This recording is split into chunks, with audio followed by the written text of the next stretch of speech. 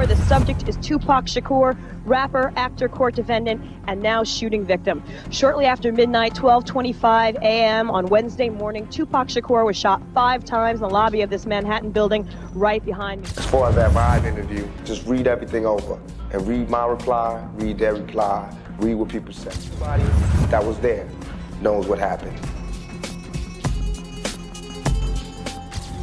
Shot 5 times, and mine is just completely spinning, you know what I'm saying? You're real confused about your situation. I was there for the whole thing. No one else was there for the whole thing. Back in the day, Tupac was this young, innocent, and bright soul who leaned toward positivity and trying to do good. But everything came crashing down after that one unfortunate night. Tupac Shakur is recovering from 5 gunshot wounds. The rapper found himself in the line of fire last night on a New York City street. Tupac went from being full of life to turning into a whole different personality, scorned, angry, hardened by betrayal, and driven by a thirst for vengeance no one could have imagined. Let's dive in. So, even before he hit his 20s, Tupac was already a lot of things. His mind was sharp for his age, he was a visionary, a poet, and honestly, a revolutionary in the making.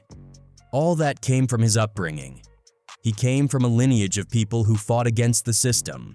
His mother, Ayanna Shakur, was a Black Panther, part of the Panther 21, and she lit that fire in him early.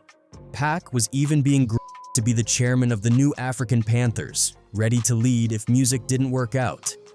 He said many times that his mom also gave him a whole different level of respect for women. He didn't like using derogatory words toward them. He had nothing but respect. I've seen guys speak to women with this much respect, and I deplore that. My mother raised me, so I have this much respect for women, and I fight often because of that. And then there was his love for art. You gotta remember, Pac was a poet before he was a rapper. He was putting pen to paper way before the mic came calling. He even hit the stage for A Raisin in the Sun at the Apollo and trained at the Baltimore School for the Performing Arts. He loved Shakespeare. His whole goal was to give a voice to the voiceless and push for social change through his art. When he dropped his first albums, Tupacalypse Now and Strictly for My Dudes, those weren't just rap albums. They were like blueprints for change. He called out police brutality, poverty, and the raw reality of the streets. Tracks like Trapped were prophetic. He wrote it a year before he actually lived that nightmare of going head-to-head with corrupt cops.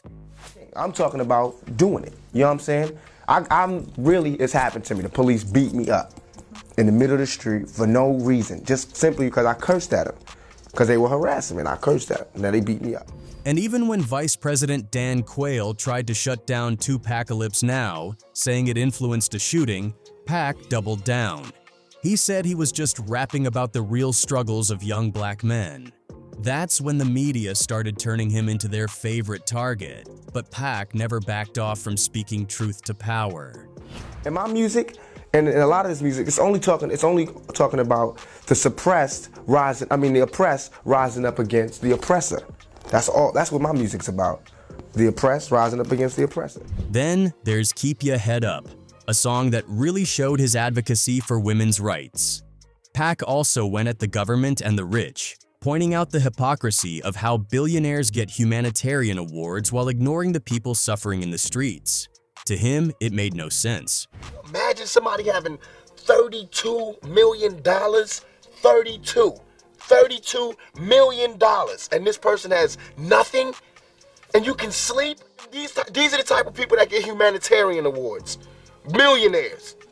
How can they be humanitarians? By the fact that they millionaires and there's so many poor people shows how unhumane they are. But Pac wasn't just about himself. He was a mentor too. He gave game to so many artists, always generous with advice. One of the closest was Biggie. Their bond came from shared struggles and their passion for music. Pac would sit down in studios and hotel rooms, schooling Biggie and others on how to make it. He told Biggie to make tracks for the ladies and radio-friendly joints because women buy records and men follow the women. Biggie took that advice, and it worked. He blew up. Pac treated Big like family, to the point where Biggie wanted to join Thug Life. He even used to crash on Pac's couch whenever he was in LA. Okay, all right. Let me see how I'm gonna hit you with. You wanna set it off? Yeah, I'm scared to do some freestyle. I'm scared to do some freestyle. And speaking of thug life, Pac made it clear it wasn't just about gangs. To him, it meant the hate you, give little infants, F everybody, a philosophy meant to unite people across all ghettos. But then, the storm came. From the SA case to the infamous Quad Studio shooting, Pac's whole path was about to shift. Now, even before the Quad Studios shooting, cracks were already starting to show in Tupac and Biggie's friendship. One of the biggest turning points was Haitian Jack. When Pac first linked up with him, it was like walking into a crash course on how the streets really moved. Jack wasn't just some random street dude, he was a legend. Known for his style, his pull, and the way people moved around him, he was everything Pac had grown up seeing, but on a whole different, more polished level. When me and Tupac met, he was doing a movie, Above the Rim. And I didn't know it at the time, but he was studying me for the role that he was playing in this movie. Years later, while locked up on Rikers, Pac admitted that Jack introduced him to a side of life he had only glimpsed before. He said, "I used to dress in baggies and sneakers. They took me shopping. That's when I bought my Rolex and all my jewels. They made me mature. They introduced me to all these gangsters in Brooklyn." I used to tell him, look, man, you can't walk around here with your pants hanging off your ass. Let me get you something real, change up your gear a little bit, man. Pac and Armani, Dolce & Gabbana. You know, I bought him a Rolex. Jack remembered it too. On Hip Hop Uncovered, he told a story about Pac telling him, "I'm glad I met you when I did, because it really helped with that character I was working on." Pac said he picked up Jack's swagger, the way he carried himself, and how people just naturally gravitated toward him. Their bond was almost like mentor and protege, with Jack showing Pac the unwritten rules of street life. One day he said to me, "I'm glad I met you when I did, because it really helped me with that character I was working on." And I said, "You got something for me?" And he's like, "Yeah, man, you know, just your swagger, the way you handle yourself, and how everybody's always around you. That was important for me to see that." But that bond came crashing down in late 1993 during the Ayanna Jackson SA case. That incident changed everything. The accusations led to charges against everyone involved: Pac, Jack, and others. From there, Pac and Jack's relationship completely fell apart. Pac started going at him in the media, calling him a hanger-on who just thrived off being around famous people but always brought drama. By 1994, Pac was pouring all his energy into fighting for his innocence. He gave interviews, wrote statements, and spoke out constantly. One of the most emotional moments came on November 29th, when he gave a heated interview, venting his anger about the whole process, especially the fact that his case was being tried separately, even though he wasn't the only one charged that night. She wasn't prepared for what happened to where those people that did this. They were all in the same hotel as me. They were all right in the same room with me. Why am I the only one in court right now? Well, I didn't do nothing. I'm charged with being in concert with some guys. Well, where they at? And the thing was, before all of this, people had already warned Pac about Jack. Mike Tyson, who was like a big brother to him, told him straight up that he was out of his league hanging with Jack.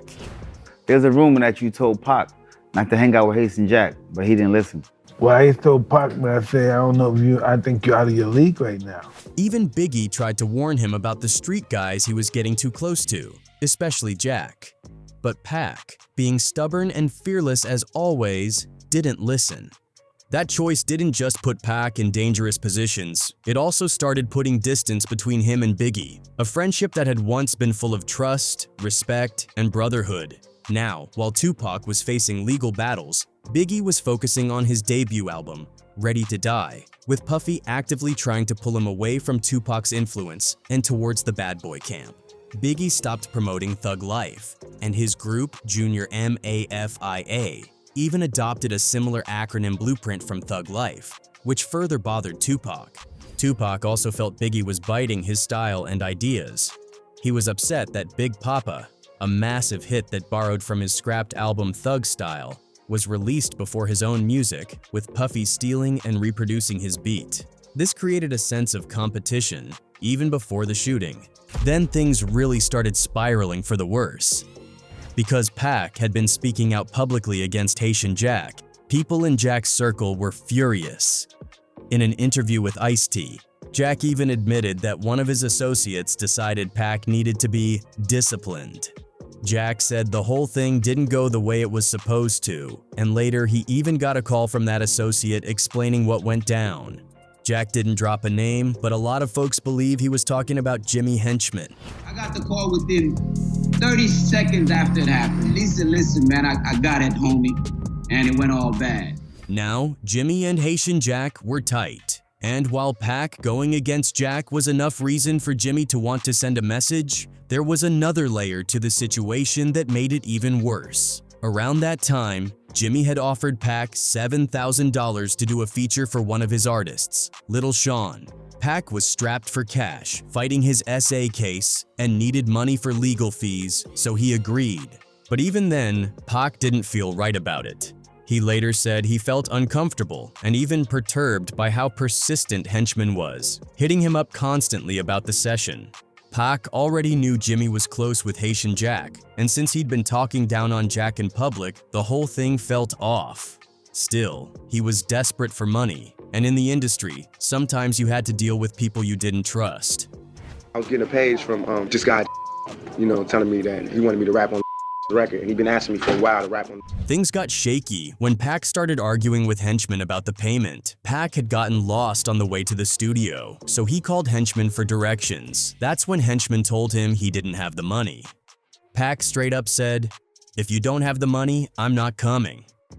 Henchman hung up on him, but called back minutes later, saying he'd give Pac the money, and would even call Andre Harrell to make sure he was paid. Pac, needing that cash badly, finally agreed and made his way over. I said, all right, you give me 7 G's and I'll do the song. Got lost looking for the studio in Manhattan. But the second Pac stepped into the lobby of Quad Recording Studios, everything went left. 3 armed men ran up on him and his crew, demanding his jewelry and cash. Pac hesitated, and in that split second, they opened fire, 5 shots. He was robbed of about $40,000 worth of jewelry right there in the lobby. Well, tell me what happened at the recording studios in Times Square. I got shot 5 times. I walked in, some dudes walked in and shot me up, took some jewelry. And the wild part of all this was that Biggie, Puffy, and Andre Harrell were all upstairs at the time, working on music. Even Lil Cease from Junior MAFIA spotted Pac outside and waved from the balcony, which actually calmed Pac down for a moment. He later said, "That's my homeboy." As soon as I saw him, all my concerns about the situation were relaxed. From up atop of the studio, and it's Lil Caesar. He's like Biggie's, side man. Right? That's my homeboy. I've been knowing him since before they came out. So as soon as I saw him, all my inhibitions about, this could be a setup was relaxed. But when the shots rang out, everything shifted. To Pac and his people, this wasn't just a robbery. This was a setup, a betrayal. As he was rushed to Bellevue Hospital for emergency surgery, the anger was already boiling. He even flipped off Biggie, Puffy, and the whole bad boy camp as they watched him being carried out, bloodied but alive. Doctors wanted him to stay, but Pac, stubborn as ever, checked himself out just 3 hours later so he could face his court hearing for the SA case. From that day, Pac openly accused Biggie, Puffy, and Bad Boy of knowing about the attack beforehand. Biggie and Puff denied it, swearing they had nothing to do with it. But Pac couldn't shake the feeling he'd been betrayed by the very people he considered family. And the rumors that's spreading is on some tip we set them up, you know what I'm saying? And that's crazy. But then, years later, in 2011, a career criminal named Dexter Isaac came forward and confessed. He said he was one of the gunmen that night and that Jimmy Henchman had paid him $2,500 to pull it off. Isaac even claimed Puffy knew about the plan before it happened. When Tupac sat down with Kevin Powell for that legendary Vibe interview, he let the world in on just how much the Quad Studios shooting had messed him up mentally. He admitted straight up, "Yes, I have headaches. I wake up screaming. I've been having nightmares, thinking they're still shooting me. All I see is dudes pulling guns, and I hear the dudes saying, 'Shoot that mother F,' and I'll be like, 'Damn, I have a headache.'" That wasn't Pac being dramatic. He was living with trauma every single night. A psychiatrist at Bellevue even told him he was suffering from PTSD. But instead of sympathy, what did Pac get? Puffy and Biggie went out in interviews and basically brushed off his pain. They said he was acting, overdramatic, like he was putting on a show for attention.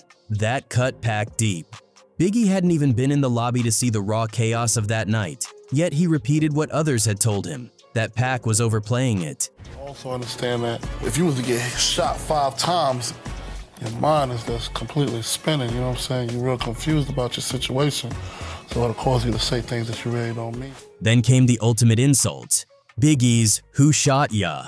The song dropped in February 1995, just a week after Pac was sent to prison for his SA case. The timing couldn't have been worse. The title alone, given what Pac had just gone through, felt like a direct taunt. To everybody in the streets, it looked like Biggie was rubbing salt in an open wound. Puffy pushed the single hard, and sales shot up, which only convinced Pac that they were using his pain to profit.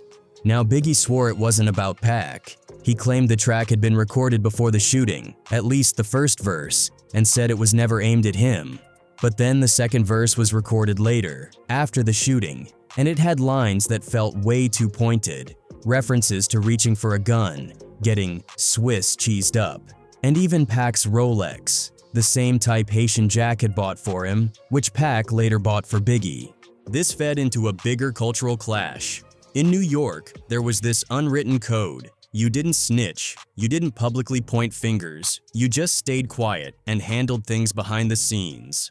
Pac wasn't from New York. He didn't see it that way. He expected his closest friends, Big, all of them, to ride for him openly, to come see him, to say something to let him know they had his back. Instead, he saw interviews, magazine quotes, subliminals, and records. By February 1995, Pac was sentenced to 1.5 to 5 years for the SA case. Heading into prison, he was already broken down mentally. But prison didn't just lock him up physically, it shifted something inside him forever. Pac went in feeling confused, angry, and betrayed. He didn't know who to trust anymore. He thought the people he'd gone to bat for had stabbed him in the back. His paranoia only grew behind bars. Pac's new motto became simple: trust nobody. That paranoia even extended to people close to him. Stretch, the same friend who had been with Pac the night of the quad shooting, started to look suspicious in Pac's eyes. While Pac was recovering, Stretch had passed along messages from Jimmy Henchman, messages Pac didn't want to hear. That's when it clicked for him. Maybe Stretch was in on it too. And the reason I knew my homeboys set me up is because my homeboys knew I was strapped. The dudes came straight for me. My homeboys is behind it. Like they running for the swag. My homeboys behind it. They didn't do nothing. They just grabbed the and I could have bust. But they got guns to and coming for me sitting there. And they said get, and these dropped to the floor. I knew it was a setup. He came and said, Jimmy Henchman, I remember like yesterday, Jimmy Henchman said, you don't want to go to war because you don't got your money right.